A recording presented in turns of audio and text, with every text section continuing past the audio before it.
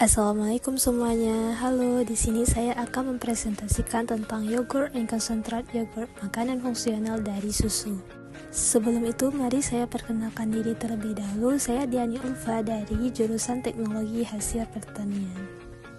Table of content-nya yang pertama ada susu fermentasi, yang kedua ada bibit yogurt, yang ketiga ada proses pembuatan yogurt, dan yang terakhir ada concentrate yogurt. Apa itu fermentasi? Fermentasi merupakan proses perubahan senyawa kompleks menjadi senyawa sederhana dengan bantuan mikroorganisme.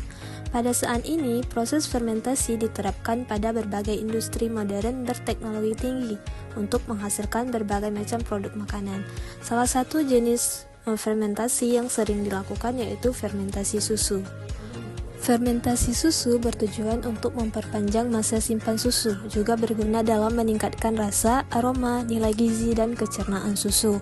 Fermentasi susu didasarkan pada pemecahan karbohidrat susu, yaitu laktosa, menjadi senyawa organik yang bersifat asam seperti asam laktat, asam butirat, dan alkohol.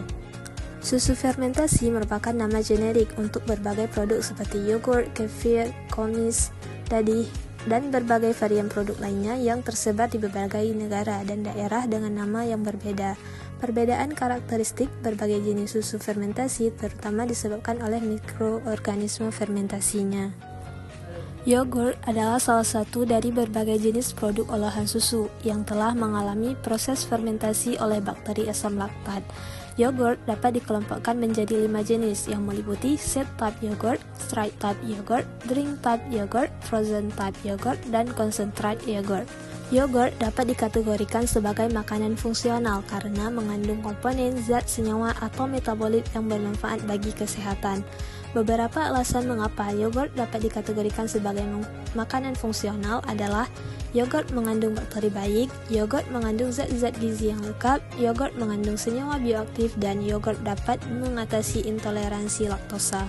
Berikut merupakan tabel berbagai produk susu fermentasi dan mikroorganisme yang berperan dalam proses pembuatannya. Selanjutnya ada bibit yogurt. Bibit yogurt atau biang yogurt merupakan sumber bakteri asam laktat yang berperan dalam mengubah laktosa menjadi asam laktat melalui proses fermentasi. Bibit yogurt yang standar atau sesuai Food and Drug Association atau FDA mengandung 2 jenis bakteri asam laktat homofermentasi, yaitu Lactobacillus delbruxus atau disingkat LB dan Streptococcus thermophilus atau disingkat ST. Bakteri LB dan ST bekerja secara sinergis sehingga menghasilkan produk metabolit secara optimal, yaitu asam laktat, asetaldehid, dan polisakarida. Jenis bakteri yang terdapat di dalam bibit yogurt menentukan karakteristik dari produk yang dihasilkan, mulai dari aroma, cita rasa, dan kekentalan. Bibit yogurt terbagi menjadi 2, yaitu bibit yogurt kering, yaitu sel bakteri yang telah dikeringkan dengan metode pengeringan beku, sehingga sel-sel bakteri keadaannya tidak aktif atau dorman. Yang kedua ada bibit yogurt praktis, yaitu yogurt tawar atau plain yogurt yang belum ditambahkan gula, pewarna, ataupun perisa, tidak dipanaskan lebih dari 45 derajat Celcius, serta tidak disimpan beku. Selanjutnya ada proses pembuatan yogurt. Yang pertama ada pemilihan dan penyiapan susu. Yogurt dapat dibuat dari berbagai jenis susu, mulai dari susu sapi, kambing, domba, kuda, kerbau, dan yak yang merupakan bahan ideal untuk membuat yogurt. Yang kedua ada pemanasan susu. Sebelum diolah menjadi yogurt, susu perlu dipanaskan terlebih dahulu. Pemanasan dilakukan pada temperatur sedang atau di bawah titik didih dengan tujuan untuk membunuh sel-sel vegetatif bakteri pembusuk dan bakteri patogen. Yang ketiga yaitu pencampuran susu dengan bibit yogurt. Sebelum ditambahkan dengan bibit yogurt, temperatur susu perlu diturunkan terlebih dahulu pada rentan 32 sampai dengan 49 derajat Celcius. Temperatur susu yang ideal pada saat penambahan bibit adalah 43 derajat Celcius. Setelah susu mencapai temperatur yang diinginkan, kemudian bibit dicampurkan dan diaduk rata. Bibit yogurt yang dapat ditambahkan dapat berupa bibit yogurt kering maupun bibit yogurt plain. Yang keempat yaitu fermentasi. Setelah susu ditambahkan dengan bibit yogurt, tahap selanjutnya adalah melakukan inkubasi pada temperatur 40-43 derajat Celcius.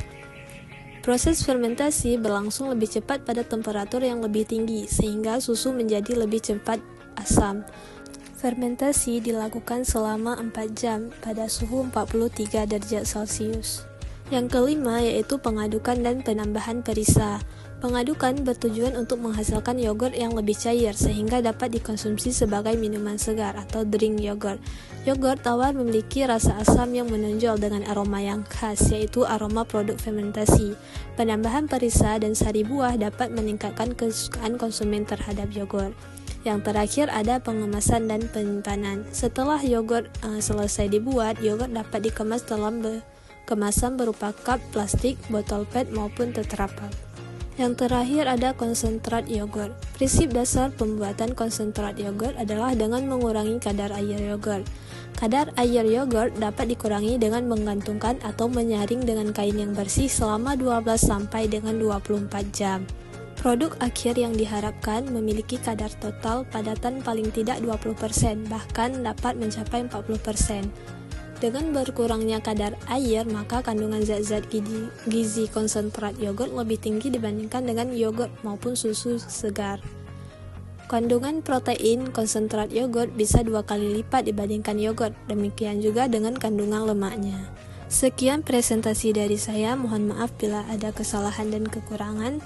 Assalamualaikum warahmatullahi wabarakatuh.